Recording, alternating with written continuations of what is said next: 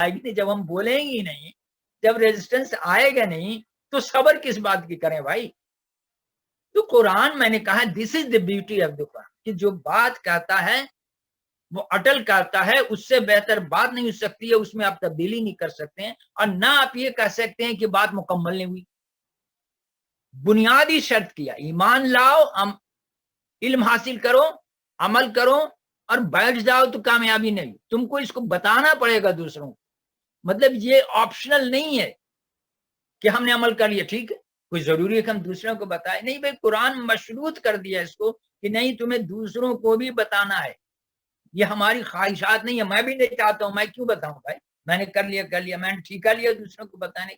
हाँ भाई, ठेका दे दिया है कुरान कि दूसरों को बताना पड़ेगा, और तुम बताओगे तो फिर तुम्हारे सामने रेजिस्टेंस आए। तो कुरान कहता है कि फिर सब्र करो।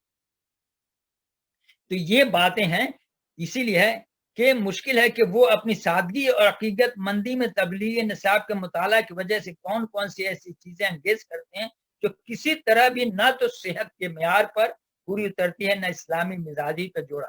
उलमाए देवबंद में से अक्सर हजरात इस बात से वाकिफ थे, मैं अक्सर कहा कि उलमाए दीन जानते हैं इसको, लेकिन वो कहते नहीं है किसी न किसी दुनियावी वजह से। जैसे मैंने पिछले दर्स में कहा था कि ये जो बात मैं तबलीगी निसाब की, ये मेरा जाती दुश्मनी नहीं है। जैसे मैंने कहा कि हमने 50 साल पहले 76 कहा कि जाहिलों का जमघटा है, मैं इस तरह से बोलता हूँ, जाहिर बात है मैं वो मदरसा वाला जुबान तो नहीं इस्तेमाल करता, तो लोग बहुत नाराज होते कि जाहिलों का, ये इसी बात से कि ये मैं जब 50 साल से मेरे जैसे आदमी को समझ लिया, तो इन बड़े बड़े उलमा दीन को समझ जो आज देवबंद बोल रहा है, आज सऊदी अरब का दारुल, ये आज क्यों बोल रहा है 50 साल, क्योंकि इनके कहीं ना कहीं लग्गा खाता है दूसरे उलमाओं से। ये खुल के बात करना नहीं चाहते हैं, दुश्मनी मोलना नहीं चाहते हैं, नाराजगी मोलना नहीं चाहते हैं, इसलिए ये बात जो इनके इतने मुद्दत को बात बोल रहे हैं, इनको पहले बोलना चाहिए। तो मालूम हमसे ज्यादा इनको मालूमात है भाई, मैं कहा ये कहा, इनकी मालूमात बहुत,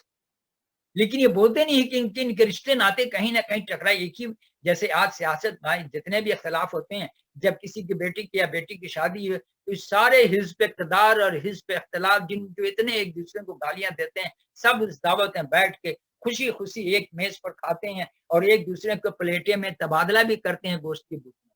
वहां कोई इख्तलाफ नहीं होता यार, वहां की भाई जिससे इख्तलाफ होगा उससे बूटियां कैसे तबादला करेंगे आप, एक मेज पर खाएंगे कैसे, हंसी मजाक उससे कैसे करेंगे। तो इनके चूंकि एक दूसरे से इख्तलाफ तो करते हैं सियासी मैदान, लेकिन वहां जाके सब खाते रहते हैं एक ही प्लेट में, तो खुल के बात ये लोग करते नहीं है, क्योंकि कहीं ना कहीं इनका लग्गा मिलता है।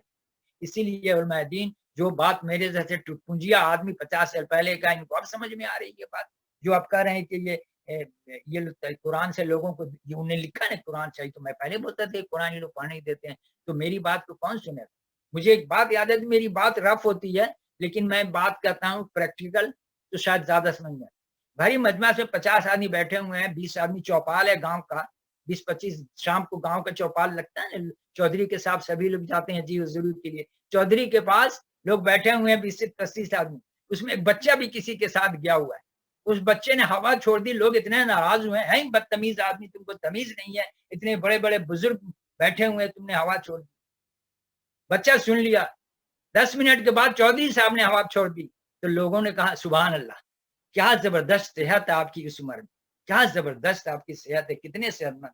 वही काम बच्चा ने कहा मुजरिम हो गया, वही काम चौधरी साहब किया, तो वाह वाह। यही बातें हैं कि मेरे से टूट पुंजिया कौन सुनता है भाई, बड़े बड़े लोग यहाँ बात करते हैं उससे वाकिफ थे, और हैं कि तबलीगी निसाब में ऐसी बातें पाई जाती हैं जिनकी इरशाद किसी तरह भी दुरुस्त और मुनासिब नहीं है, तो क्यों नहीं बात कही जाती है। मगर जिस बुजुर्ग ने इस किताब को मुरतब किया था वो हल्का देवबंद से ताल्लुक रखते थे और उनका हल्का इरादत भी बड़ा हुआ था, इसलिए हर एक ने चश्म पोशी के करीन मसलहत समझा। जिस बुजुर्ग ने किताब तबलीगी निसाब लिखा वो देवबंद से मुंसलिक थे, राब्ता था, इसलिए किसी ने उनके खिलाफ जुबान नहीं खोली। हालांकि अवाम की रहनुमाई के लिए जरूरी था और है कि इस किताब के मंदरजात पर नक़्द एहतसाब किया जाता, लेकिन किसी ने नहीं किया क्योंकि ताल्लुकात जो है ना वो बीच में आ गए। तो ये जो कहता है कि वो इंसान के बुरे अमाल को इसकी नजरों में बहुत ही खुशनुमा बना देता है, और लोग उसमें ये वो काम नहायत ही फरेबकारी से करता है। آپ سمجھ رہے ہیں؟ غور کریں، فریب کاری سے کرتا ہے جو آپ کے سمجھ ہی میں نہیں آتا کہ اچھا یہ بھی فریب ہے، یہ تو عین دین کے مطابق ہے۔ تو ہر بے دینی کام میں نا جو دین سے ہٹ کر ہے وہ دیکھنے میں بہت خوشنما ہے۔ آپ سورہ رکوع میں سبحان ربی العظیم سے چھوڑ کر اب سورہ یاسین پڑھیں، کتنی اچھی بات، بہت اچھی بات ہے۔ لوگ کہیں گے کیا نیک آدمی ہے یار، ایک لائن کے دعا کے بجائے اس نے تو رکوع میں پورا سورہ یاسین، یہ تو بہت ہی پہنچا ہوا آدمی ہے۔ از اٹ قابل قبول؟ آپ سجدے میں سبحان نبی اعلیٰ کے بجائے قل ہو اللہ پڑھیں، لوگ بولیں گے کیا اچھا آدمی ہے یار، ایک چھوٹی چیز کے بڑے میں تو پورا سورہ پورا چاروں کل پڑھ ڈالا سجدے میں، اس سے بڑا متقی پرہیزگار آدمی کون ہوگا؟ کیا یہ قابل قبول ہوگا؟ بھائی نیکی کا معیار نہیں یہ نہیں ہے کہ کون کتنا سورہ پڑھ لیا اور کون سورہ یاسین کو سجدے میں پڑھا اور رکوع میں پڑھا۔ قابل قبول ہوگا کہ کسٹمر نے کیا ریکوائرمنٹ، کسٹمر ریکوائر کرتا ہے کہ سورہ رکوع میں سبحان ربی العظیم پڑھا جائے یا سجدے میں سبحان ربی الاعلی، کسٹمر کے ریکوائرمنٹ یہ ہے۔ آپ اس سے اچھا جو بھی کام کر لیں ناٹ ایکسپٹ، بلکہ یہ گناہ ہوگا کہ تم نے رسول کو فالو نہیں کی۔ اور میری بات بہت لمبی ہو جائے گی کہ رسول کی سنت کے خلاف ورزی کر کے تم نے ایک نئی رسالت کا چیپٹر کھول، اس کا مطلب تم اگر یہ پڑھتے ہو سجدے میں اور رکوع میں یہ دعائیں تو you think that you are رسول، you are giving the process of عبادت، تم عبادت کے طریقے سکھا رہے، تم کو کس نے یہ اتھارٹی دی کہ تم یہ کرو؟ تو آپ نے ایک طرح سے غیر شعوری طور پر آپ نے اپنے آپ کو اس مقام پر لا کھڑا کیا جو رسول کا مقام، اور اس کی بڑی سخت سزائیں ہوتی۔ یہ نبوت کا دعویٰ ہے کہ آپ رسول سے ہٹ کر ایک راستہ بنائیں، تو بدعت اتنی بڑا گناہ کیوں ہے جو آپ ہر جمعے کو سنتے ہیں؟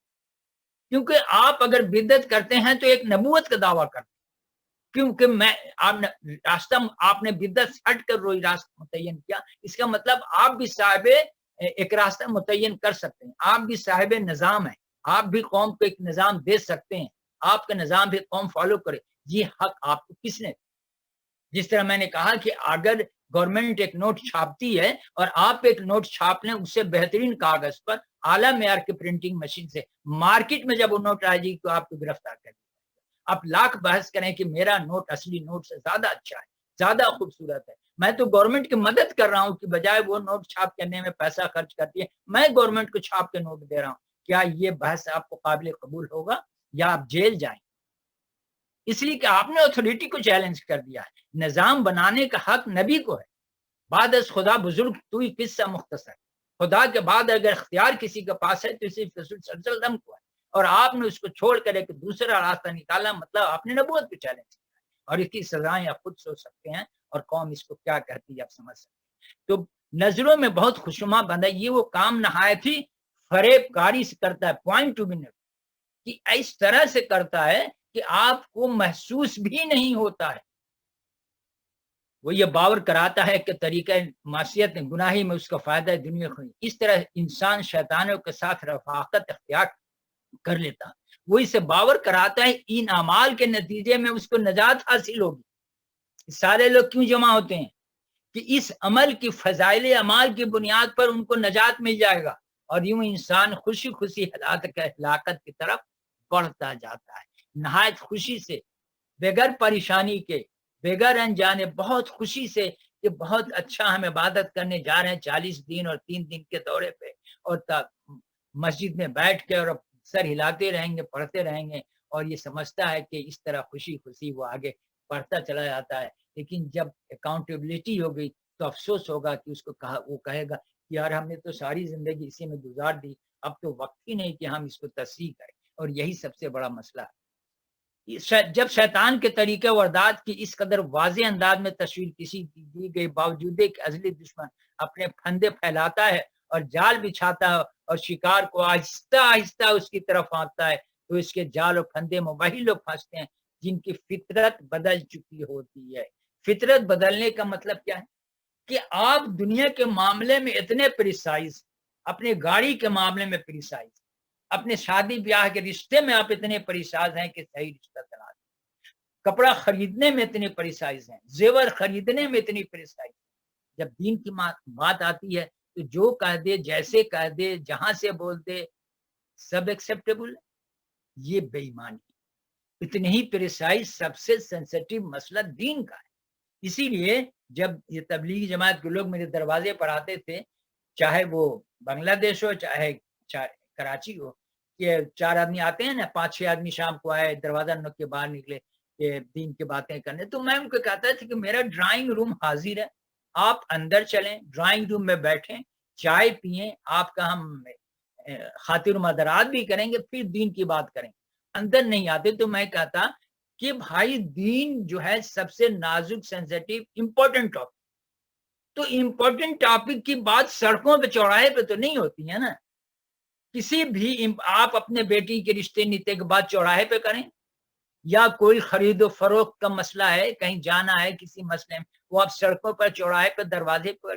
یہ جینٹلمین طریقہ نہیں ہے دروازے پر بات ہے. جینٹلمین طریقہ آپ میرے گھر میں چلیں, میں انوائٹ کرتا ہوں, آپ دروازے پر آئیں, مہمان ہیں, گھر میں چلیے, ڈرائنگ میں بیٹھیے, جگہ بھی اللہ نے مجھے دی ہے, چائے پلائیں گے, پھر وہاں کوئی اندر جانے کو راضی نہیں ہوتا.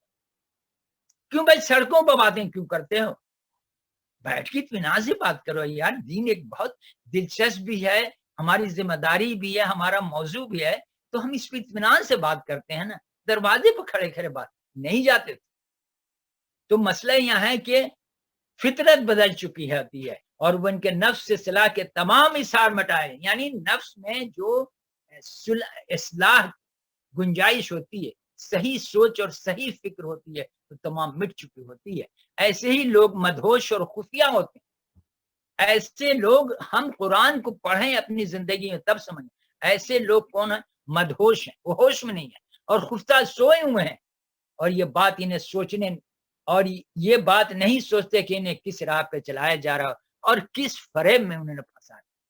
یہ پوائنٹ کہ یہ تمام لوگ کیا ہیں؟ یہ سو گئے ہیں, یہ مدہوش ہیں, ان کو ہوش نہیں ہے کہ ان کو غلط راستے پہ لے جا رہا ہے. ان کو ان سے قرآن کو ان سے دور کر دیا گیا, نبی صلی اللہ علیہ وسلم کے طریقے کو ان سے دور کر دیا گیا, اور ان کو ہوش ہی نہیں. ان کو ہوش ہی نہیں ہے کہ بھائی اصل کامیابی تو جو یہ خود بھی منہ سے کہتے ہیں کہ اصل کامیاب اللہ کی بات ماننے, رسول کی سنت پہ چلنے. بولتے تو یہ ہے لیکن کرتے پورا خلاف. تو یہ لوگ کیا ہیں؟ یہ لوگ مدہوش ہیں, ان کو ہوش نہیں, یا سوئے ہوئے ہیں کہ ان کو بھیڑ بکری کی طرح, قرآن کہتا ہے ان کی بھیڑ بکری کی طرح ہی چلے جا رہے ہیں جدھر ان کو لے جایا جا رہا ہے. بھلے سے ان کو مقتل کی طرف لے جایا جا رہا ہے, بھیڑوں کو ہاتھ کے چرواہا مذبح خانہ کی طرف لے جا رہے ہیں, لیکن کیا ان بھیڑ خانہ کی طرف جا رہے ہیں نہیں پتا. تو اسی طرح ایسے لوگ مدہوش اور خفتہ ہوتے ہیں, اور یہ بات سوچتے ہی نہیں کہ انہیں کس راہ پہ چلایا جا رہا ہے, کس فریم میں انہیں پھنسا ہے. یعنی واضح چیز قرآن اور اللہ کی سنت, تیسری چیز تو ہے نہیں نا بھائی. تو بھائی جس کے پاس جنت ہے, جس کے کا جو کامیاب کا سرٹیفکیٹ دے گا, اس سے پوچھو نا کامیابی کا سرٹیفکیٹ کیا ہے, یا اس کے ایجنٹ سے پوچھو. اللہ نے اپنا ایجنٹ نبی صلی اللہ علیہ وسلم کو بنایا, تو اس سے پوچھو بھائی. تو ان سے نہیں پوچھ کے اتنے چیزوں میں پھنس کر یہ کیا ہے؟ یہ مدہوش ہیں, یہ سوچتے نہیں, یہ سوئے ہوئے ہیں, اور اس فریب میں ان کو پھنسا ہے. تو یہ موضوع تھا کہ شیطان کس خاموش طریقے سے انسان کو گمراہ کر رہا ہے بڑے پیمانے پر, اتنی بڑی میجورٹی کو, اور لوگ خفتہ ہیں اور سوئے ہوئے اور سوچ نہیں رہے ہیں. ہدایت کو بیدار کیا جا رہا ہے, وہ کام کر رہا ہے. مارکی کی نبیت کے بارے میں سوچ رہا تھا, اچانک ہی لوگوں کا انجام سامنے, جس کو شیطان نے اپنے پھندے میں پھنسا لیا, اور جن کو اس نے اپنے منصوبے کے بارے میں پختہ یقین دہانی کرائی ہوتی ہے, اور جن پر اس کے اعلان کردہ جادو چل چکا ہوتا ہے, اور اس کے ساتھ ان لوگوں کا انجام بھی دکھایا جاتا ہے جو شیطان سے پھندے سے نکل گئے, اس لیے کہ وہ اللہ تعالیٰ پر صحیح طرح ایمان ڈالے. بات مشکل نہیں ہے, بات بہت آسان ہے. عمل تھوڑا کریں یا زیادہ, عمل کی کمی بیشی اپنی جگہ, لیکن جو عمل ہو وہ تو صحیح ہو نا. عمل کا کم بیش ہونا ایک الگ موضوع ہے, لیکن کم بیش میں کم بھی ملے گا تو صحیح نمبر تو کچھ ملے گا, یہ زیادہ ہوگا زیادہ, لیکن عمل کے بنیاد ہی غلط ہونا وہ تو زیرو ہی زیرو ہے بھائی. اگر صحیح راستے پر اب تھوڑی دور بھی چلیں تو منزل سے کچھ قریب تو ہوئے نا.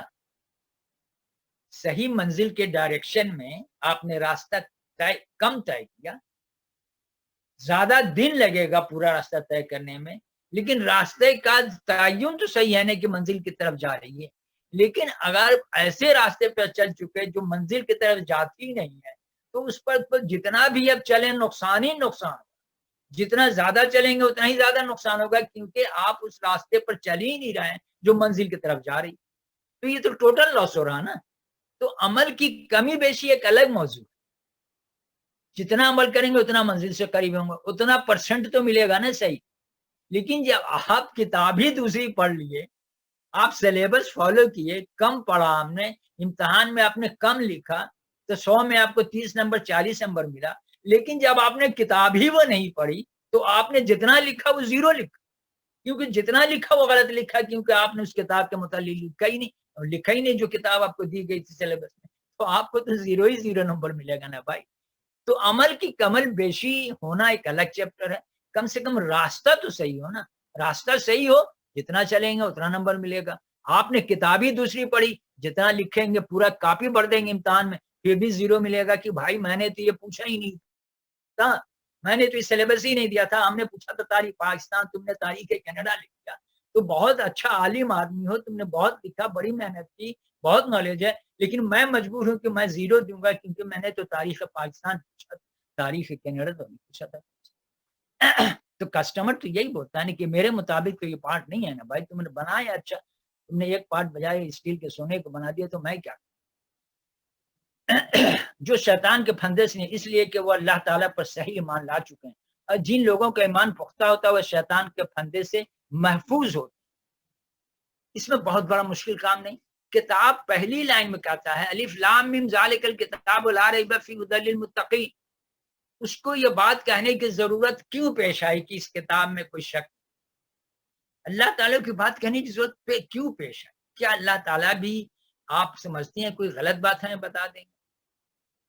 وہ یقین دہانی کرا رہے ہیں اللہ تعالیٰ کو، پھر بھی یقین دہانی کرانی پڑی بندوں کی، بھائی اس کتاب میں شک نہیں ہے، اس کو پڑھو، دل کھول کے پڑھو، ذہن کو کہیں دوسری طرف مت لے جاؤ۔ یہ وہ دکان ہے جہاں 100% کوالٹی کی چیز ملتی ہے، بے اطمینان سے اس دکان سے جو چیز آؤ خرید لو، بالکل شک مت کرو کہ یہ چیز نقلی ہے یا غلط بنی، 100% تمہیں کوالٹی کی چیز یہاں ملے گی۔ اسی لیے اللہ تعالیٰ کو بولنا بھائی الف لام میم ذالک الکتاب لا ریب، اس کتاب میں کوئی شک مت کرو، دکان ایسی نہیں ہے جہاں تمہیں دھوکہ دیا جائے یا نقلی مال ملے، کم درجے کا مال ملے، پورے اطمینان سے اس دکان سے جو چیز چاہو خریدو، 100% سیٹسفیکشن تم کو ملے۔ جیسے ایک دکاندار کہا تھا نا امریکہ میں کہ اگر جاپان سے 1 ملین پارٹ منگاتے ہیں کوئی، تو 1 ملین میں ہم کو 8 پارٹ بھی ہم نہیں سمجھتے ہیں کہ غلط، it is very close to quality. تو اسی طرح اللہ تعالیٰ کہتے ہیں کہ اس کتاب میں شک مت کرو، بلائنڈ ہو کر، بلائنڈ فیتھ ہو کر اس کتاب سے جو چاہو خرید لو، 100% کوالٹی کی چیز ملی۔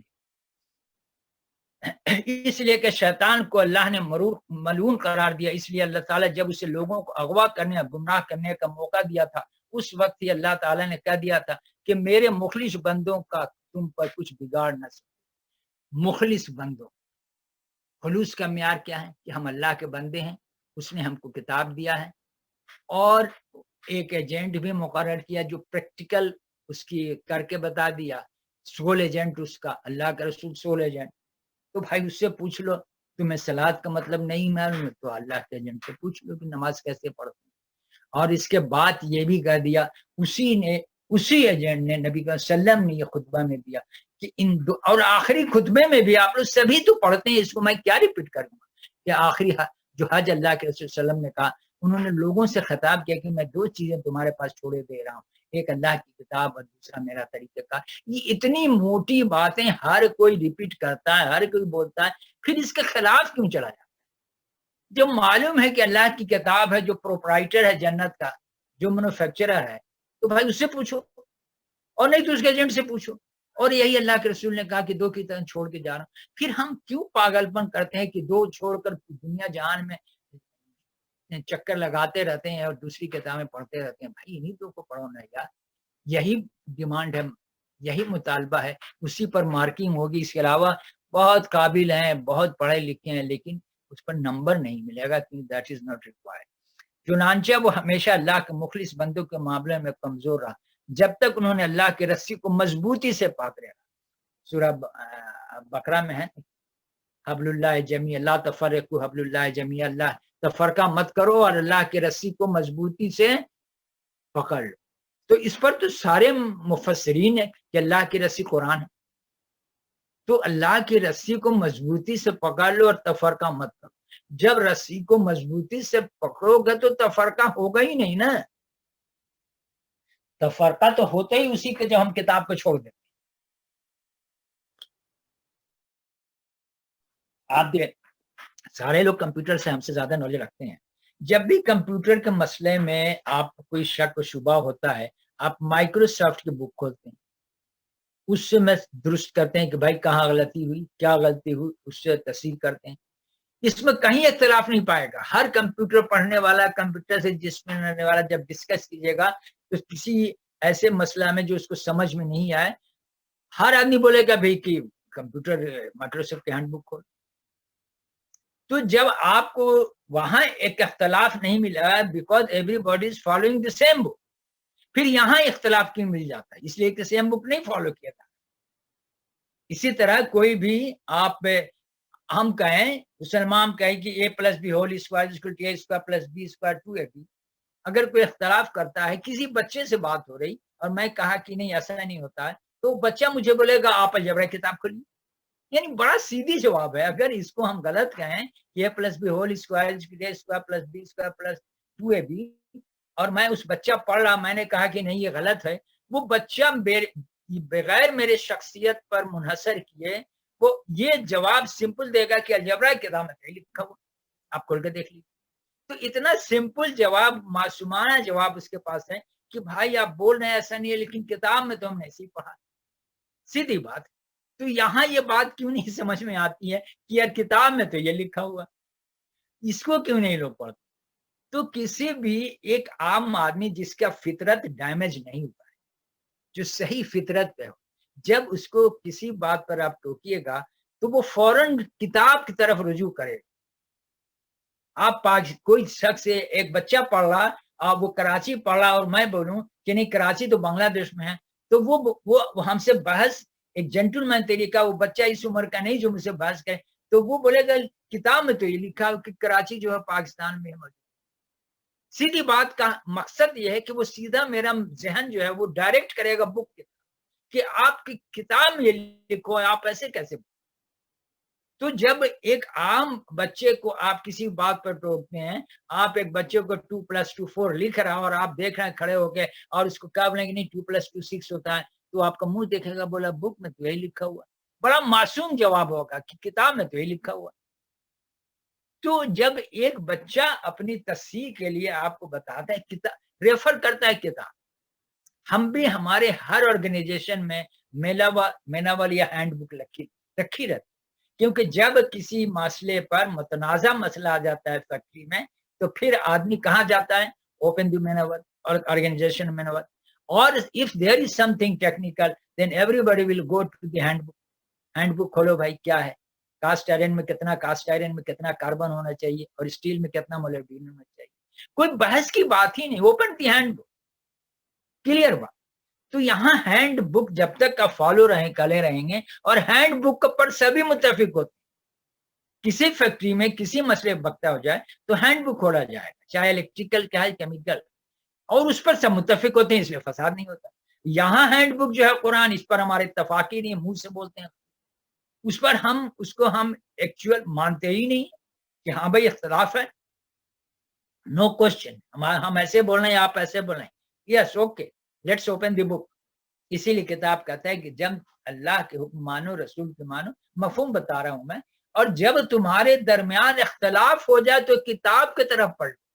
یعنی یہ بیوٹی ہے قرآن، یہ بیوٹی ہے آرگنائزیشن، یہ سب سے خوبصورت بات کہ تمہارے درمیان اختلاف ہو سکتا ہے لیکن اختلاف کی متنازع صورت میں جب آپ خیالات کے ڈفرینسز آف اوپینین ہو then go to the book. لڑو نہیں، جھگڑو نہیں، سلوگن نہیں نکالو، راستے پہ نہیں نکلا، open the book. If you believe in the book, اگر آپ کتاب پر بھی یقین ہی نہیں کرتے تو پھر آپ تم اس مسئلے میں پھنستے کیوں؟ آپ اگر انجینئرنگ نہیں جانتے تو اس موضوع پر بات ہی کیوں کرتے؟ لیکن آپ انجینئرنگ جانتے ہیں اور مسئلہ متنازع ہے، دین اوپن دی اینڈ۔ میں یہ بات اسی لیے ٹیکنیکل میٹر ذرا سمجھ میں آتا ہے کہ اس میں کہیں فساد نہیں ہے، لیکن ہم جھوٹ بولتے ہیں، ہم اوپن بک کو مانتے نہیں، اسی لیے ڈفرینسز، اور اس ڈفرینسز پر ہم جمے ہوئے، ہم صحیح بات ہمیں سمجھ میں، ہم صحیح راستہ کی تلاش میں جا ہی نہیں رہے، اس لیے کہ صحیح راستے پر جانے میں ہماری خواہشات کے خلاف نکلتا ہے۔ یہ اللہ کے رسی نے جب تک انہوں نے اللہ کے رسی کو مضبوطی سے پکڑا رکھا وہ کبھی گمراہ نہیں۔ اللہ کی رسی کیا ہے؟ کتاب اللہ، ہینڈ بک۔ ہینڈ بک کو چھوڑ دیں گے ہزاروں مسائل کھڑے ہوں، کیونکہ پھر ہر آدمی اپنی مرضی کے بات بولے گا نا۔ جب ہینڈ بک آپ نے چھوڑ دیا تو جس کی مرضی میں جو آ رہا وہ بول رہا، آپ کس کی سنیں گے، کس کی نہ سنیں۔ یہ میں نے یہ اسی لیے کہا تھا کہ قرآن کو پریکٹیکل میں پڑھی اور دیکھیے کہ قرآن کتنی بیوٹی سے آپ کو ہر بات کو سمجھاتا ہے، اگر فطرت تھا، اور اگر صرف تعویذات پر اور جنت حاصل کرنے کا ہے، اور یہ اپنے آپ کو دھوکہ دے، بشارت پر، خوابوں پر، اور سر جھکا کے ایک آدمی کی بات سن کر نیکی ہے، اونچا پاجامہ، یہ نیکی نہیں ہے بھائی۔ نیکی کا ڈیفینیشن صرف یہ ہے جو کتاب، اللہ کی کتاب کہتا ہے، نبی صلی اللہ علیہ وسلم۔ اس سے ہٹ کر میں نے کہا نا کہ سجدے میں سورہ یاسین پڑھنا نیکی نہیں ہے، رکوع میں قل ہو اللہ پڑھنا نیکی نہیں ہے، کرائم ہے، بہت بڑا کرائم۔ اب آپ کہیں اس میں گناہ کیا ہے؟ لوگ بولتے ہیں کہ ایسا کر لیا تو اس میں گناہ کیا ہے؟ سب سے بڑا گناہ یہ ہے جو خطبہ میں سنتے ہیں کہ اس سے ہٹ کر کوئی راستہ نکالنا بدعت ہے، یہ تو سنتے ہیں ہر جمعے کو نا۔ وہ اس بحث کو نہیں کرتا ہے کہ چوری کیا یا قتل کیا یا زنا کیا، وہ کہتا ہے کہ اللہ کے رسول کے طریقے سے ہٹ کر چلنا بدعت ہے، اور ہر بدعت گمراہی ہے، اور ہر گمراہی جہنم میں لے جائے گی۔ تو اس سے بڑا زیادتی اور کیا ہوگا؟ جو لوگ پوچھتے ہیں اس میں حرج کیا، یہی سب سے بڑا حرج ہے یار۔ سب سے بڑا حرج یہ ہے کہ تم سنت سے ہٹ گئے اور یہ بدعت ہے اور یہ جہنم تم کو لے جائے۔ اس کے بعد بھی کوئی حرج کا حرج سننا چاہتا ہے آدمی کہ کیا حرج ہے؟ مانی انسان کی عقل کہاں چلا گیا کہ ایک طرف وہ روز سنتا بھی ہے خطبے میں، پھر بولتا ہے اس میں حرج کیا۔ حرج یہ ہے کہ راستے سے ہٹ گئے۔ میں بولتا ہوں کہ بیچ والی لائن سے چھوڑ کر تیسرے لائن میں جانا میں حرج کیا، گاڑی تو پھر بھی چلے گی اسی اسپیڈ، لیکن آپ نے اس راستے کو چھوڑ دیا جس پر آپ کو تاکید کی گئی چاہتی۔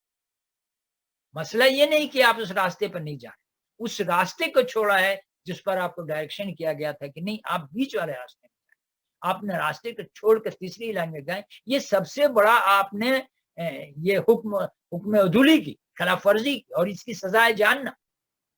آپ بولیے کہ گناہ کیا بھائی؟ یہ 2 نمبر لائن بھی تو وحید کلاسن کی طرف جا رہی تھی اور 3 نمبر لائن بھی کلاسن میں جا رہی تھی، تو میں نے کیا گناہ کیا؟ گناہ یہ کیا کہ تم نے راستہ بدل دیا۔ تو اللہ کے رسول سے ہٹ کر نہیں راستہ متعین کرنا یہ سب سے بڑا حرج ہے۔ اس کے حرج کے اندر آپ حرج پوچھ رہے ہیں کہ اس میں حرج کیا؟ اگر کلو اللہ سیدھے میں پڑھ لیا تو حرج کیا؟ یہ کم بڑا گناہ ہے کہ آپ نے اللہ کے رسول کی قانون کی خلاف ورزی کی۔ حرج کسی قسم نہیں ہے، حرج تو اس وقت ہوتا ہے جب قانون کی خلاف ورزی کر۔ ان لوگوں کا ٹھکانہ جہنم ہے جن سے خلاصی کی کوئی صورت نہ پائیں گے، رہے وہ لوگ جو ایمان لے اور نیک عمل کیے، اولئک مأواہم جہنم ولا یجدون عنہا محیصا والذین آمنوا وعملوا الصالحات سندخلہم جنات تجری من تحتہا الانہار خالدین فیہا ابدا وعد اللہ حقا ومن اصدق من اللہ قیلا۔ اب دیکھیے بات میں کتنی اسٹرینتھ آ گئی ہے کہ ان لوگوں کا ٹھکانہ جہنم ہے جس سے خلاصی۔ کن لوگوں کے خلاف؟ وہی جو پہلے اتنی گفتگو کی جا رہی ہے کہ وہ جو قرآن جنہوں نے شیطان کو اپنا ولی سرپرست بنا لیا اور ان لوگوں کے انہیں امیدیں دلاتا ہے شیطان کے راستے فریب کے سوا کچھ نہیں ہے، اسی بات کے یہاں کہا کہ ان لوگوں کا ٹھکانہ جہنم ہے ان کا جن کا کوئی اس سے صورت نہیں ہے نکلنے کا، رہے وہ لوگ جو ایمان لائے اور نیک عمل کیے۔ دیکھیے یہاں بھی آمنو عمل الصالح، آمنو سے ہم مراد لیتے ہیں ایمان لائے، نالج حاصل کیا، احکام معلوم کیا کہ ایمان لائے تو ہمیں کیا کیا کرنا پڑے گا، کیا کیا ہمیں کرنا چاہیے۔ قرآن کے احکام مانے اور اس پر عمل کیا. جاننا کافی نہیں ہے، علم کافی نہیں ہے. اسی لیے ہر آدمی جو پڑھتا لکھتا ہے وہ نوکری کرتا ہے. نوکری کرنا مطلب اس پر عمل کرنا ہے. بغیر عمل کے علم نہیں، علم کا کوئی فائدہ نہیں. جسے ایک آدمی بہت پڑھ لکھ لیتا ہے لیکن گھر میں بیٹھا رہتا ہے تو لوگ اس کا برا بھلا بولتے ہیں کہ یہ تو گھر سے نکلتا ہی نہیں، محنت مشقت کرنی ہی نہیں جانتا ہے، گھر میں بیٹھ بیٹھ کے خالی چارپائی توڑ رہا اور کھاتا ہے. تو گھر کے لوگ ناراض ہوتے ہیں، حالانکہ پڑھا لکھا آدمی ہوتا ہے. لیکن پڑھا لکھا ہونے سے گھر کے لوگ مطمئن نہیں ہوتے ہیں. گھر کے لوگ تو بولتے ہیں بھائی کم پڑھا لکھا لیکن باہر جا کر نوکری کرو کہ پیسہ کما. پڑھائی لکھائی سے کوئی بھائی کا آدمی مطمئن ہوتا ہے. اس سے زیادہ مطمئن ہوتا ہے جو کم پڑھا لکھا لیکن محنت مشقت کر کے کما کے لاتا ہے. تو آمنو عمل الصالحات، ایمان لانا کامیابی کے دلیل نہیں ہے جب تک اس کو پریکٹس میں نہ لائے. اگر یہ کام ہے تو جنت میں داخل کریں گے اور ان کے وہاں رہیں گے. اور پھر اس پر مہر کیا لگا دی گئی؟ یہ اللہ کا سچا وعدہ، یہ اللہ کا سچا وعدہ ہے. اور اللہ سے بڑھ کر کون اپنی بات میں سچا ہو؟ یعنی یہ اور اس پر مہر سب کی گئی کہ جو بات کہی جا رہی یہ ایسے ہی اڑتی پھرتی آواز نہیں ہے، یہ کسی فلسفی کا قول نہیں ہے، یہ اللہ کا وعدہ ہے. اور وہ بھی اللہ ہی کا وعدہ ہے جس میں کہا گیا الف لام میم ذالک الکتاب، کہ اس دکان سے جو چاہو خرید لو، جو بھی لوگے اوریجنل لوگے 100% کوالٹی کی، کوئی شک نہیں. اس کے بعد قرآن کریم عمل اور جزائے عمل کے بارے میں اللہ کا عظیم اور ناقابل تغیر وصول کو بیان کرتا ہے. کیا چیز؟ عمل کے بارے میں اللہ کا عظیم اور ناقابل تغیر، یعنی جو کبھی تبدیل نہیں ہوتی ہے، بیان کرتا ہے کہ ثواب اور عذاب کا دار و مدار محض خواہشات نفس اور تمناؤں نہیں. اگلی آیت یہ آئے گی، اس کا تمیز ہے کہ ثواب اور عذاب کا دار و مدار خواہشات نفس اور تمناؤں پر نہیں ہوتا ہے. ہم نے خواہشات کر لی کہ ہم ڈاکٹر بنائے، تمنا کے ڈاکٹر بن گئے، نہیں بھائی. اس کے لیے پڑھنا پڑے گا، 26 سال لگانا پڑے گا، پھر جا کے تمنا پوری ہو. خواہشات اور تمناؤں پر آپ کو ثواب و عذاب کا فیصلہ نہیں ہوتا ہے، وہ عمل پر ہوتا ہے. ثواب اور عذاب ایک مستقل سنت اور دائمی وصول پر مبنی ہوتا ہے. ثواب اور عذاب کا دار و مدار ایک وصول پر مبنی ہوتا ہے، اور وہ ایک نہایت ہی مثبت قانون ہے. یہ کوئی کھیل کھلنڈا نہیں ہے کہ جو مرضی کر لیں آپ اور سمجھ رہے ہیں آپ کا ثواب نہیں. یہ آپ کے خواہشات نفس پہ نہیں. آگے تفصیلات بھی آئیں گے اس کے، کہ جیسے ہم نے خواہشات کے لکھا نبی صلی اللہ علیہ وسلم کے امت میں، ہم تو ہمارے اندر کوئی عذاب ہوگا ہی نہیں. ہر قوم میں ہے اس کا. عیسیٰ علیہ السلام کیا ہے کہ انہوں نے سارے لوگوں کا وہ کر دیا، گناہوں کا اپنے سر لے لیا، تو لہٰذا ہر کوئی فری. ہر مذہب میں یہ لوگ سوچ لیتے ہیں. اللہ تعالیٰ سورہ بقرہ میں کہا کہ یہ تمہاری سوچ ہے، تمہاری تمنائیں ہیں، میں نے تو ایسا کہا نہیں کہ ہم تم کو سزا نہیں دیں گے تمہاری سوچ کی وجہ سے اور رسول کی امت ہونے سے. یہ میں نے نہیں کہا، میں نے وعدہ، تمہاری سوچ ہے. سوچنے پر تو کوئی پابندی نہیں ہے دنیا میں. سوچنے پر پابندی میں نہیں ہے، کسی کا سوچ کوئی جان بھی نہیں سکتا. ہم سوچ رہے ہیں کہ میں ڈاکٹر ہوں، اس پر کوئی پابندی ہے؟ نہیں پابندی. آپ سوچتے رہیے دن بھر. ہاں جب ڈاکٹری کے لیے اپلائی کریں گے تو بولے گا سرٹیفکیٹ. ایک آدمی اسٹیپل میں ہے، وہ پاکستان سے میڈیکل ڈاکٹر تھا، وہ اپنے گاڑی کا نام لکھا ہے، ڈاکٹر نام نہیں بتاؤں گا میں، ڈاکٹر اپنا نام. یہ گاڑی کا نیم پلیٹ ڈاکٹر حسین امام لکھ دینے سے کیا فائدہ ہے میں بتاؤں. یہ تمہاری سوچ ہے، تمہیں خوشی ملتی ہے کہ میں تو یہاں ڈاکٹر نہیں لکھ سکتا اس لیے کہ کینیڈا کا میڈیکل پاس نہیں کیا، تو گاڑی کا نام پلیٹ ڈاکٹر حسین، تو ڈاکٹر حسین لکھ دیں، حسین امام ڈاکٹر بن گیا. تو لکھا کہ تمہاری آرزو اور خواہشات نفسی ہے، اس سے حاصل کیا ہونا ہے؟ ثواب و عقاب کا معیار ایک مستقل سنت اور دائمی وصول. دائمی ایک وصول ہے، ہر چیز کا وصول ہوتا ہے. آپ انجینئرنگ ہے یا کوئی بھی اکاؤنٹ ہے، اس کا ڈیبٹ ہے، کریڈٹ ہے، لکھا ہوا کہ فلانا فلانا جو اخراجات ہوں گے ڈیبٹ میں آئے گا، فلانا فلانا جو منی ہے وہ کریڈٹ میں جائے گا. وصول ہے ایک اکاؤنٹ. ہر نظام میں ایک وصول ہے. کیمیکل انجینئرنگ کا ایک وصول ہے، میکینیکل ایک وصول ہے، الیکٹریکل کا. تو ایک دائمی نظام ہے جس پر وصول ہے، کیونکہ وصول ہٹ جائے تو نظام درہم برہم ہو جائے. وصول جتنا بھی برا ہو اگر کوئی قوم کوئی وصول بنائے، چاہے وصول جتنا بھی نکارا ہو، لیکن اگر وہ اس وصول پر عمل پیرا ہو جاتی ہے، کامیاب ہو جاتی ہے۔ لیکن ایک قوم بہت اچھا وصول بنائے لیکن اس پر عمل پیرا نہ ہو تو پھر وہ گمراہ ہو جائے گی، پھر وہ ناکارہ ہو جائے گی، پھر موت اس کے سامنے۔ مستقل وصول پر زندگی چلتی ہے۔ یہ وصول اللہ نے مقرر کیا ہے کہ پانی اوپر سے نیچے کی طرف بہے۔ اگر یہ اصول نہ ایسا رہے تو کوئی سسٹم ہم بنا نہیں سکتے۔ تو اللہ تعالیٰ نے جو چیزیں بنائی ہیں وہ دائمی بنائی ہیں، چونکہ انہی بنیاد پر فیوچر ڈیپینڈ کر رہا ہے۔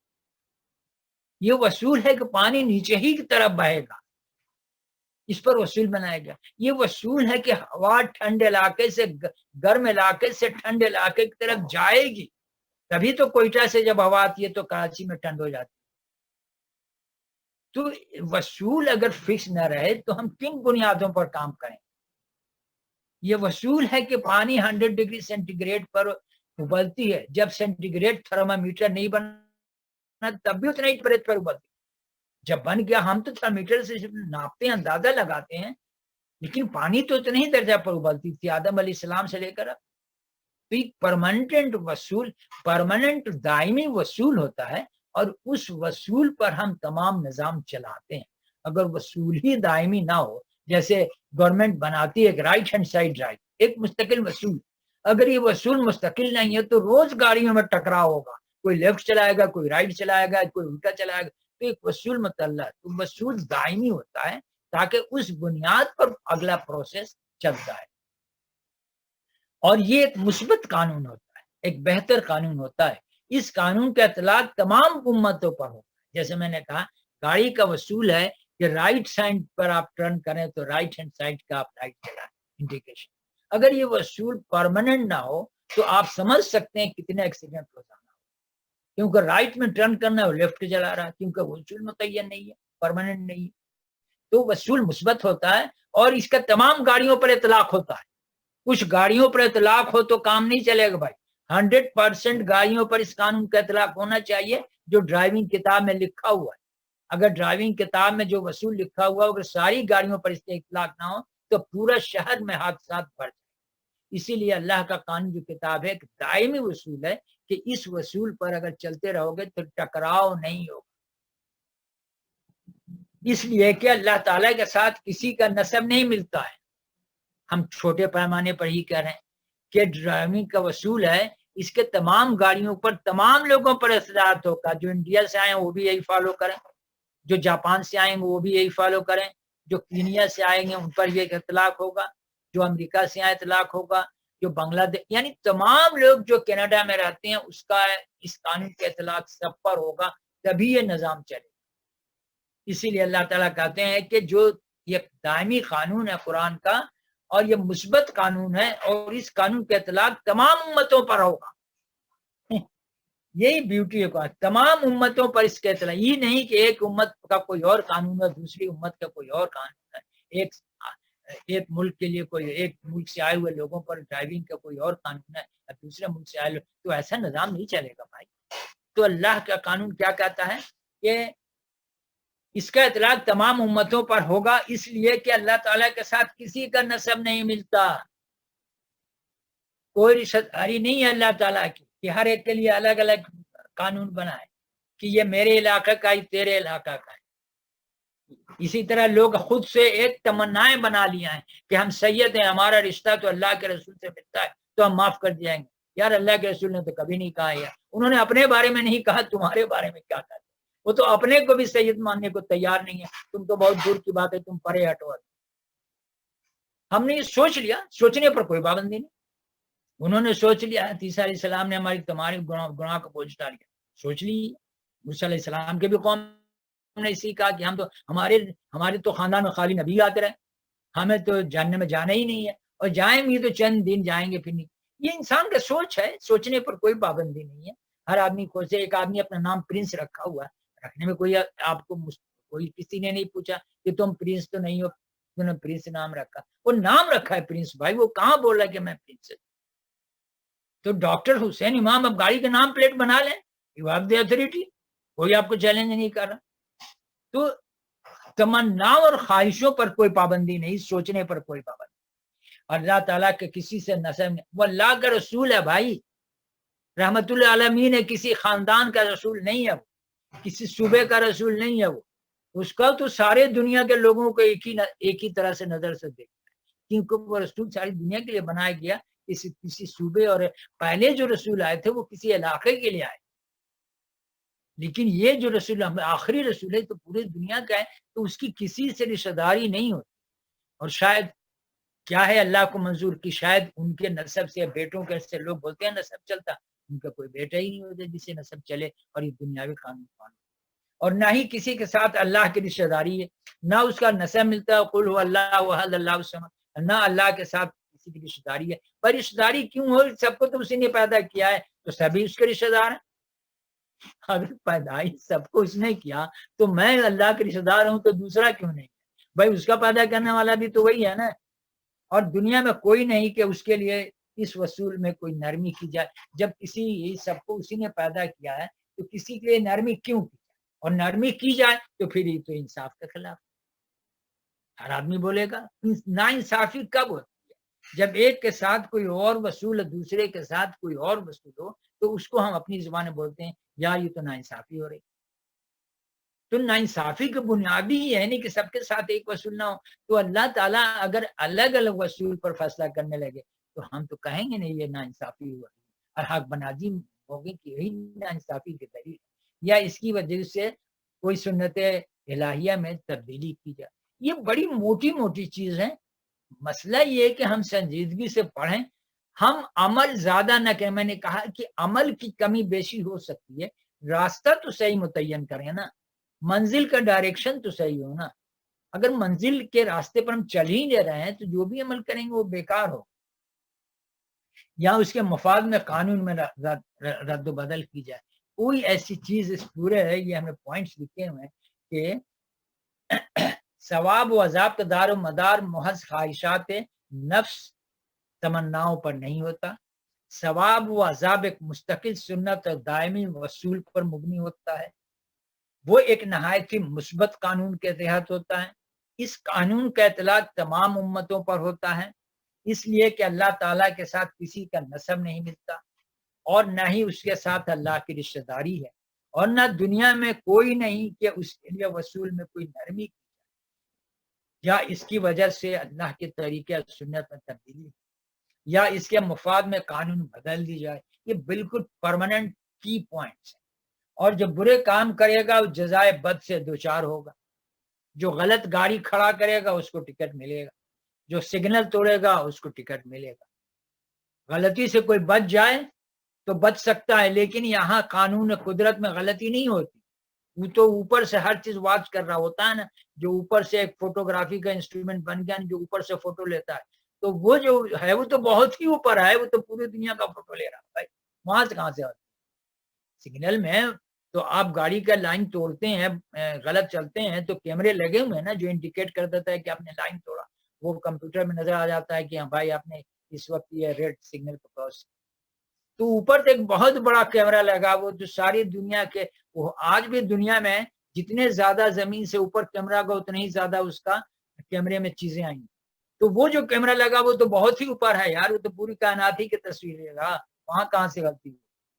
और जो अच्छाई करेगा जज़ाए खैर पाएगा। बिल्कुल की पॉइंट्स, हर चीज बता दी गई है किसके साथ। अंजाम कार तुम्हारी आरजुओं पर मौकूफ है, ना अहले किताब के आरजू। लस्ता बे अमानीकुम वला अमानी अहलिल किताब व मैं यामल सुवन यज्जा बिही वला याजिद लहू मिन दूनिल्लाहि वलियम वला नसीरा। अंजाम कार तुम्हारी आरजुओं पर मौकूफ है, ना अहले किताब। हम भी अहले किताबी। किसी आरजू, कुरान एक माशरती कानून है, कि कोई रीडी देने की जायदेस नहीं है जो पढ़ के बड़ा मजा या बहुत लुत्फानंदोज हो गया और नींद अच्छी जाती होता है ना। सोते वक्त आदमी कुछ डाइजेस्ट वगैरह पढ़ता है कि नींद सुकून से आ जाती है, आंख लग जाती है। ये कोई ऐसी किताब नहीं है भाई, ये कानून की किताब है। तो अंजाम कार जो है किसी के आरजू पर और अहले किताब के आरजू पर मौकूफ नहीं है। जो भी बुराई करेगा उसका फल पाएगा, अल्लाह के मुकाबले में अपने लिए कोई मददगार नहीं पाए। مددگار پائے گا تو پھر غلط ہو جائے گا نظام نا. اور یہی نظام تو ہمارے ملک میں ہے جو ہم بولتے ہیں کہ یہاں کوئی نظام نہیں. ایک آدمی غلطی کیا اس کو سزا نہیں ملی, دوسری غلطی کیا اس کو آپ نے ٹکٹ لگا دیا, تو پھر آدمی تو یہی, پھر دوسرا بھی آئندہ آئے گا تو وہ بھی توڑ دے گا قانون, سگنل توڑ کے چلا جائے گا, وہ بھی 5 روپیہ 10 روپیہ پولیس کو دے دے گا. تو نظام کا مسئلہ یہ ہے کہ جو بھی برائی کرے گا اس کا پھل پائے گا. اور یہ قانون اٹل نہ ہو, کچھ لوگوں کو برائی پر سزا دی جاتی ہے, کچھ لوگوں کو نہیں دی جاتی ہے, تو نظام اسی لیے بگڑ جاتا ہے اور اسی لیے نظام چل نہیں پاتا ہے. ہر آدمی چاہتا ہے کہ تھوڑا سا پیسہ پولیس کو تھما دو, سگنل توڑ دو, غلط گاڑی ڈرائیونگ کر لو, کیونکہ آپ نے ایک اٹل قانون پر فالو نہیں کیا. جو بھی برائی کرے گا پھل پائے گا. اور اگر کوئی مددگار نہیں پائے گا, کیونکہ یہاں بھی ایک ہے مدد, کوئی آدمی جرم کیا اور وہ جیل نہیں گیا, اس کو سزا نہیں ملی, کیوں کہ کسی نہ کسی آدمی اس کو اس کی مدد کر دی, چاہے وہ ممبر پارلیمنٹ ہو, چاہے پولیس کا ہیڈ ہو, چاہے کوئی پاورفل آدمی اختیارات ہے, اس کی مدد کی اور اس کو سزا نہیں ملا. تو جب سزا کو ملا اور کسی کو نہیں ملا تو قانون درہم برہم ہو گیا. یہ ایمانداری کے خلاف ہے, یہ انصاف کے خلاف ہے. تو جب ایسا ہوتا ہے تو اس ملک میں قانون نہیں چلتا ہے.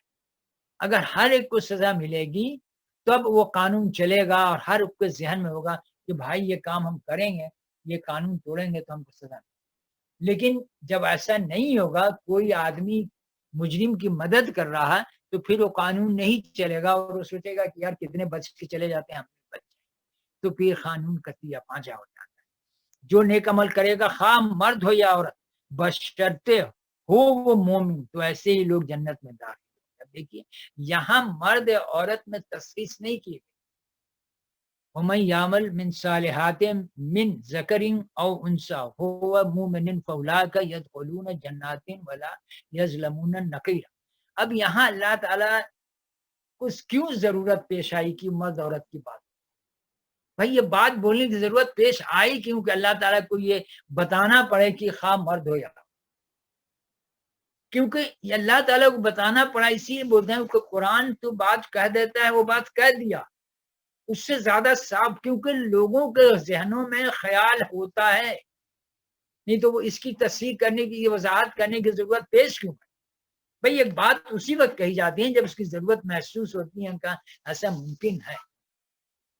ایک بچہ کو آپ محسوس کرتے ہیں کہ دیکھو بھائی جا تو رہا ہے وہ پیدل, لیکن ذرا سگنل دیکھ کے جانا, راستہ ذرا صحیح دیکھ کے کراس کرنا, کیونکہ آپ کو اندیشہ ہے کہ بچہ ہے شاید بے خیالی میں دیکھے کہیں اور راستہ کہیں اور کراس کر لے اور ایکسیڈنٹ ہو جائے, تو آپ محبت کرتے ہیں اس سے, بچے سے, تو اس کو جاتے ہوئے تصحیح کرتے ہیں کہ دیکھنا جا رہے ہو لیکن ذرا سگنل دیکھ کے چلنا, سگنل دیکھ کے ڈرائیو کرنا, ادھر ادھر نہیں دیکھنا. راستہ پیدل جا رہا تو بولتے ہیں راستہ کراس کرتے ہوئے مناسب راستہ دیکھ لینا کہ راستہ کلیئر ہے, مرد جانے پیدل جانے والے کو نہیں, کیونکہ ایسا ممکن ہے کہ وہ بے خیالی میں غلط انداز میں گپ شپ میں ذہن کہیں اور راستہ کراس کرے اور حادثہ ہو. تو چونکہ ایسا ہے کہ انسان کے ذہنوں میں یہ ہے کہ مرد عورت کا معیار الگ ہے, ایک عورت کو کمتر سمجھا جاتا ہے, بہت ہی کمتر سمجھا جاتا ہے, تو اللہ تعالیٰ کو تصحیح کرنی پڑی, ورنہ اس کی ضرورت نہیں تھی. کوئی کمتر نہیں ہے, ذمہ داریاں الگ الگ. جیسے آپ دیکھتے ہوں گے ایک آرگنائزیشن میں 8 یا 10 مینیجر ہوتے ہیں, ایک اکاؤنٹس مینیجر ہے, ایک پروڈکشن مینیجر ہے, ایک سپلائی مینیجر ہے, ایک پروکیورمنٹ مینیجر ہے, کئی ڈپارٹمنٹس کے مینیجر ہوتے ہیں جو الگ الگ ذمہ داریاں سنبھالتے ہیں, but they all are equal, وہ سارے برابر ہوتے ہیں, کسی کا درجہ کسی سے کم نہیں ہوتا ہے, کوئی کسی سے کمتر نہیں ہوتا, رسپانسبلٹی الگ الگ. تو اللہ تعالیٰ کو بتانے کی نوبت کیوں آئی؟ اس لیے کہ ہمارے معاشرے میں یہ سمجھا جاتا ہے, سمجھا جاتا رہا ہے جس دور میں قرآن نازل ہوا کہ عورت کم درجے کی چیز ہے. تو اللہ تعالیٰ کو یہ تصحیح کرنی پڑی کہ نہیں, میرے کھاتے میں کم درجہ نہیں ہے. جب میرے کھاتے میں کم درجہ نہیں ہے تو تم کون ہوتے ہو کم درجہ بتانے والے؟ یعنی یہ بہت بڑا ایک تمانچہ ہے انسان کا.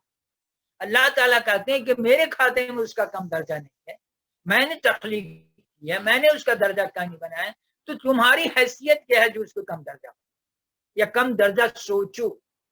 تم ہوتے کون ہے کم درجہ؟ میں نے پیدا کیا ہے, میں نے اپنے کھاتے میں اس کا درجہ برابر رکھا ہے، تم نے کیسے اس کا درجہ کم؟ ذمہ داریاں الگ ہے، وہ گھر کا کام کرتی ہے، تم باہر کا کام کرتے ہو، لیکن how do you think that he is less important? بلکہ معاشرتی طور پر اس کی امپورٹینس ہی زیادہ ہے، کیونکہ یہ بات حق کے مناسبت سے سوچئے کہ سلمان جاب پر جاتا ہے صبح 6 بجے 3 بجے آ جاتا ہے، لیکن میری بیوی تو صبح 6 بجے اٹھتی ہے تو 12 بجے رات کو سوتی ہے بھائی. یعنی پریکٹیکل سوچئے تو ہماری ڈیوٹی کا ٹائم ہوتے ہیں، ہم جاتے ہیں کارڈ پنچ کرتے ہیں، جاب کرتے ہیں، 3 بجے بعد کرتے ہیں فری فرام دی جاب.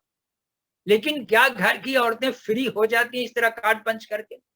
نو. تو practically she is doing more work than me. then how you can decide that he is less private؟ لیکن چونکہ ہمارا معاشرہ ایسا ہے نا کہ ہم اس چیز کو اس طرح سے نہیں سوچتے ہیں، ہم ایک غلط قسم کے معاشرے میں پڑ گئے. یہ بہت لمبی ٹاپک ہے جو آئندہ درس میں پھر اس بات پر آئیں گے کہ اصل میں اگلی آیت ہے یہ لوگ تم سے عورتوں کے معاملے میں فتویٰ پوچھتے ہیں، کہو اللہ تمہیں اس کے معاملے میں فتویٰ دیتا ہے. اور یہ عورتوں کا تذکرہ اگلی آیت جو پڑھیں گے اس میں یہ تذکرہ ہے، بڑی تفصیل سے گفتگو اس پر ہوگی کہ ایسا ہے کہ ہم نے اصل میں پورا صفائی نہیں کیا. معاشرے جو غلط چل رہا تھا نبی صلی اللہ علیہ وسلم کے زمانے میں، اور جب قرآن آیا تو پوری صفائی ہم نے کی نہیں. وہ رسم و رواج جو ہندوستان میں ہے، اس کی مثال ایسے ہندوستان میں جو رسم و رواج تھا ہندو مذاہب میں، اور جو پاکستان بنا تو اس رسم و رواج کی اس طریقے کار کی پوری صفائی نہیں کیا. ہمیں پورے دین یہی پوری صفائی کرتا ہے تب جا کے صحیح نظام بنتا ہے. اسی لیے عرب کے زمانے نبی صلی اللہ علیہ وسلم کی اتنی زیادہ تفرقہ اور فائٹنگ، گھر میں فائٹنگ تھی کہ ایک آدمی نظام اسلام پوری طرح کلیئر کرنا چاہتا ہے، برتن پوری طرح صاف دھو لو پھر نئی چیز رکھو. پرانا گردن میں جھوٹا لگا ہوا اسی میں نئی چیز ڈالو گے تو وہ بھی گندا ہو جائے گا. اس لیے دین نے شرک کے تمام باتوں کو، پہلے انسانوں کو ذہن کو پوری طرح صفائی، پوری نظام کو صاف کیا، پھر نیا نظام اس میں ڈالا. ہمارے جو ملک بنا تو اس میں پورے نظام کو صفائی نہیں کی گئی، پورے عقیدے کو صاف نہیں کیا گیا. صرف زمینی طور پر ایک خطہ لے لیا گیا، لوگ یہاں گئے، لیکن ذہنی طور پر وہ صفائی، تو ذہنی طور پر صفائی نہیں ہوئی تو وہ جراثیم بڑھتا گیا بڑھتا گیا بڑھتا گیا. اور وہی خیال ہمارے معاشرے میں ابھی تک ہر معاملے میں، رسم شادی بیاہ کے معاملے میں، نکاح کے معاملے میں، کھانے پینے کے معاملے میں، تعلقات کے معاملے میں وہ پوری صفائی ہوئی نہیں. تو اللہ تعالیٰ کو یہ بولنے کی ضرورت پیش آئی کیونکہ وہ خالق، وہ جانتا ہے کہ یہ چیزیں انسانی ذہنوں میں پنپے گی. اس لیے کہا کہ جب میں نے ان کے درمیان کوئی ڈفرنس نہیں رکھا ہے، خواہ وہ مرد ہو یا بشرطے وہ مومن ہے. تو ایسے لوگ، اگر ایک مومن عورت ہے ایک مومن مرد ہے تو جو عمل کریں گے ان کو بالکل ایک ہی ریٹ سے ان کو تنخواہیں، ان کو دو ریٹ سے معاوضہ نہیں ملے گا، کیونکہ شرط مومن ہے، دونوں مومن ہیں، اور مرد اور عورت ہونے کے بنیاد پر ان کو معاوضہ میں کمی بیشی نہیں کیا جائے. تو یہ ایک میں بات کو اس لیے کہ ہمارے معاشرے میں یہ چیز ہے ذہنوں میں درجات کی بنیاد پر کہ عورت کا معیار کم ہے، اور ذاتی طور پر ایسے ہے خبریں کہ اس سے لوگ وہ خدمات بھی لیتے ہیں وہ خدمت کرنے کی پابند نہیں. ہم اسی ذمہ داریاں گھر کی الگ الگ ہیں. جیسے میں نے کہا ڈفرینٹ ڈپارٹمنٹ سے، ڈفرینٹ ڈپارٹمنٹ کے مینیجر ہوتے ہیں، سب کی تنخواہیں برابر ہوتی ہیں، وقت اور رسپیکٹ برابر ہوتا ہے ڈپارٹمنٹ سے. لیکن پریکٹیکلی اگر ہم سوچیں تو دنیاوی بنیاد پر عورتوں کا کام بہت زیادہ ہے مردوں کے مقابلہ میں.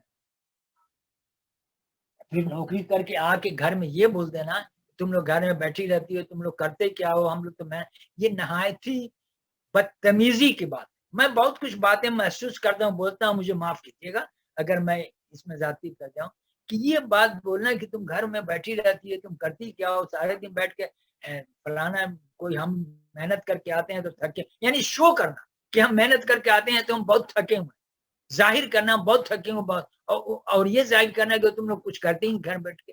یہ انتہائی بدتمیزی کی بات ہے، انتہائی ظالمانہ حرکت. میں بدتمیزی بھی کہوں گا اس کو، اور اس کو ظالمانہ بھی کہتا ہوں، اور علم مینڈ حرکت۔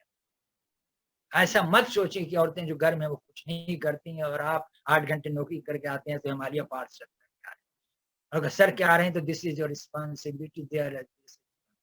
لیکن practically the ladies being in the home is doing more work than what you do in the shop. You accept it or it is the fact. آپ صحیح دل سے سوچیں۔ تو میں یہ بولوں کہ خواہ وہ مرد ہیں یا بشرط مومن ہے تو ایسے لوگ جنت میں داخل ہوں گے اور ان کی ذرا برابر تلقی نہیں کی جائے گی۔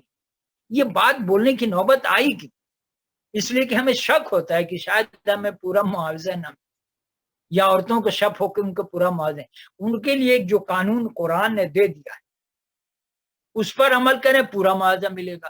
اب اس میں ان کو فلیکسیبلٹی ہے یا سختی ہے الگ بات ہے۔ بچے کی پیدائش میں بہت سختی ہے، لیکن ان کو اگر روزہ ان کا چھوٹ جائے تو وہ کرنے کی ان کی ضرورت نہیں، نماز چھوٹ جائے تو چھوٹ جائے، ایسی جو ان کی حالت ہوتی ہے۔